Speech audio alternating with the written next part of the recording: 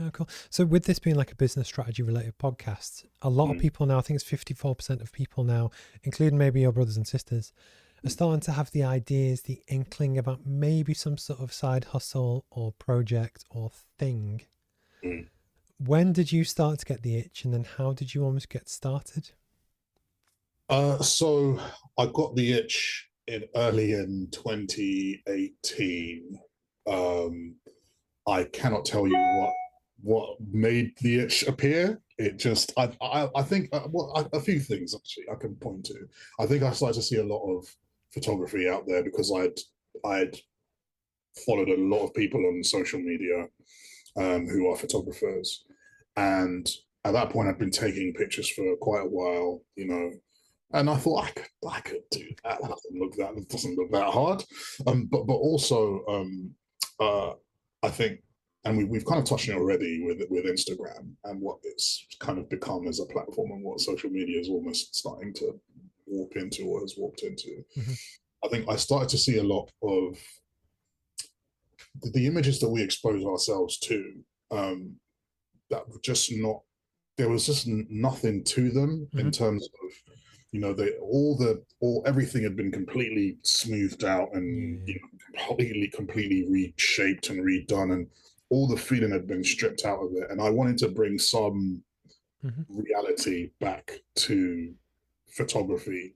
That was really what I wanted to do. That was a big part of me getting started, and even to this day, the kind of description I give for my work is that it looks clean, but it's very natural. Yeah.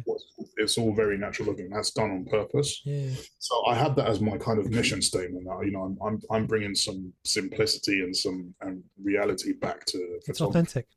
Yeah, exactly. Some authenticity back to it, and that's been a big driver for me in my Oh, that's cool. photography journey. And luckily that aligns with my brand as well. But these things do come across. They come through. Yeah, And I think absolutely. that's almost, I don't think you can fake that. So you had the kind of the itch to maybe set up. Did you then, I guess, just create all the social accounts, create a website?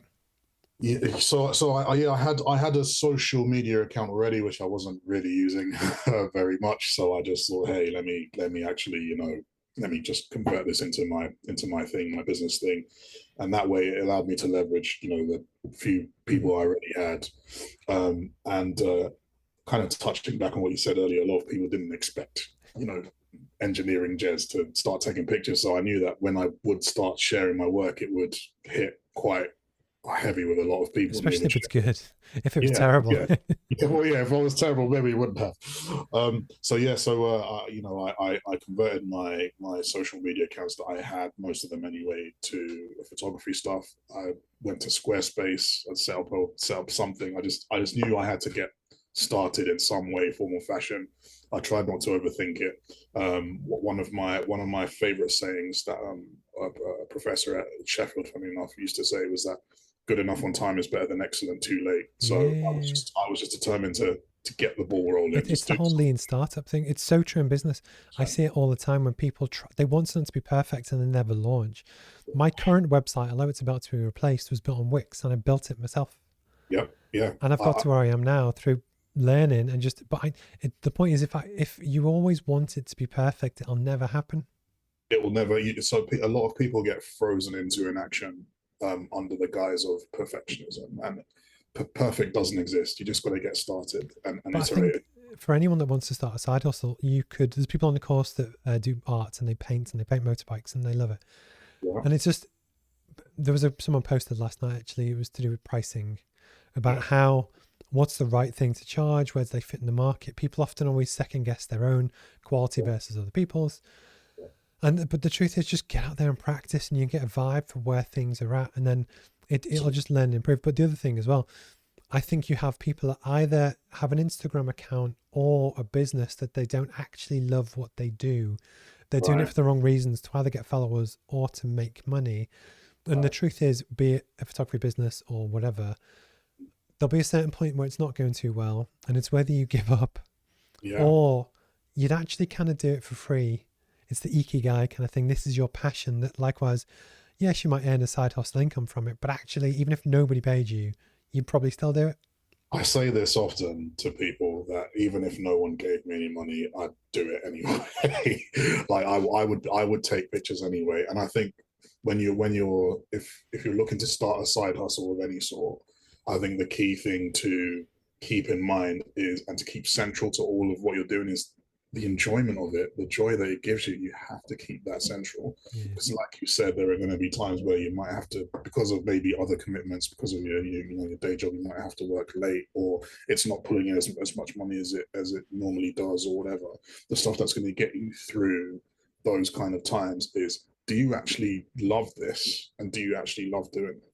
And if you do, I'm not going to say you'll sail through, but you will find it hard. You will find it easier to deal with the lows that come with doing anything, really. No, that's good. But I think it's true. And then especially with photography, it means that you can justify to buy expensive equipment that you otherwise. It is an expensive pursuit, I will say that. No, no, almost this room cost me a fortune, but at least I try and use it as much as I can. But Absolutely. it's I think especially with the way the world is now with online stuff, photography, video, and the internet, you can leverage it a lot. That back in the day, it might be a print photo that might go in a magazine if someone, but it was really tough to kind of do it. Now, and I'm a big believer in this, investing in good branded photos, personal brand and company brand, is arguably the best money that you'll spend for your business. If it's good. If it's bad, no. But the problem is the person probably won't know. But but it's that kind of thing, because you can leverage it. So, for instance, although I spent a fortune on this room with the camera equipment, the lights and stuff, I get to use it multiple times a week. And actually, I enjoy buying the stuff. I enjoy learning how to set it up, but I rarely enjoy talking to people.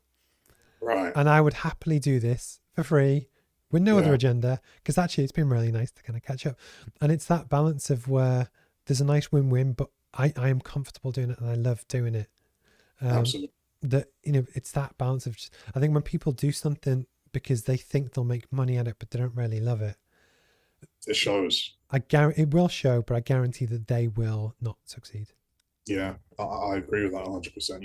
You have to keep the joy, and everybody has a particular reason most of the time as to why they get into something, and you really have to vet that reason really carefully, and often actually as well. You have to really go over it often. Yeah. Why?